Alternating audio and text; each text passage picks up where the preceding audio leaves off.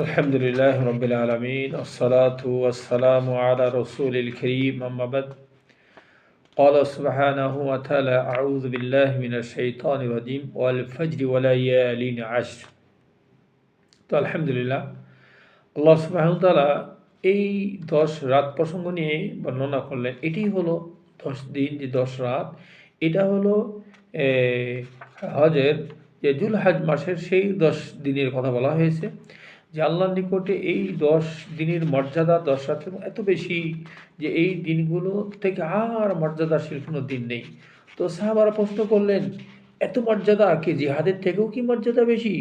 রাসূল সাল্লাল্লাহু আলাইহি ওয়াসাল্লাম বর্ণনা করলেন, হ্যাঁ, জিহাদের থেকেও, তবে ওই ব্যক্তি যে জিহাদে তার যে তার সম্পদ নিয়ে, যে জান এবং মাল নিয়ে যে জিহাদে বের হয়ে গিয়েছে আর ফিরে আসেন নেই, মানে শাহাদত বরণ করেছে, এর মর্যাদা ভিন্ন। এছাড়া বাকি সবথেকে বেশি গুরুত্বপূর্ণ এই 10 রাত্রির মানে এত মর্যাদা। আসুন আমরা এই 10 রাত্রি একটু বেশি বেশি কী করি, পারলে আমরা জিহাদের 1 তারিখ থেকে রোজা রাখবো ইনশাআল্লাহ। আর বেশি বেশি তসবিহ তাহলিল প্রসঙ্গে বলা হয়েছে যে যখনই এই জিলহজের চাঁদ দেখা যাবে তখন থেকে নিয়ে আমরা বেশি বেশি আমরা তাকবীর পড়ব, তাহলিল পড়ব, তাহমিদ পড়ব, জিকির আজকার করবো, কিন্তু আল্লাহু আকবার, আল্লাহু আকবার, লা ইলাহা ইল্লাল্লাহ, আল্লাহু আকবার, আল্লাহু আকবার, ওয়ালিল্লাহিল হামদ। এই দোয়াটা বেশি বেশি পাঠ করব, চলতে ফিরতে, হাঁটতে, ঘাটে, বাজারে, যেখানে যাই না কেন আমরা এটা পড়ব। তিনি জোরে জোরে পড়তেন এবং যেখানে যেতেন সেই বাজারে গিয়ে তিনি জোরে জোরে পড়তেন, সবাই আওয়াজে মুখরিত হয়ে যেত। আসুন আমরা এই সুন্নতটাকে ধরে রাখি, আমরা একটু জোরে জোরে পড়ি, যেখানে যাই সেখানে আমার দেখা দিকে আরেকজনও পড়বে, সবাই যেন আমরা এই তাকবীর তাহলিল তাহমিদ যেন বেশি বেশি পড়তে থাকি যে আল্লাহু আকবার, আল্লাহু আকবার, লা ইলাহা ইল্লাল্লাহ, আল্লাহু আকবার, আল্লাহু আকবার, ওয়ালিল্লাহিল হামদ। তাহলে এই 10 রাত্রির মধ্যে এত মর্যাদা কেন?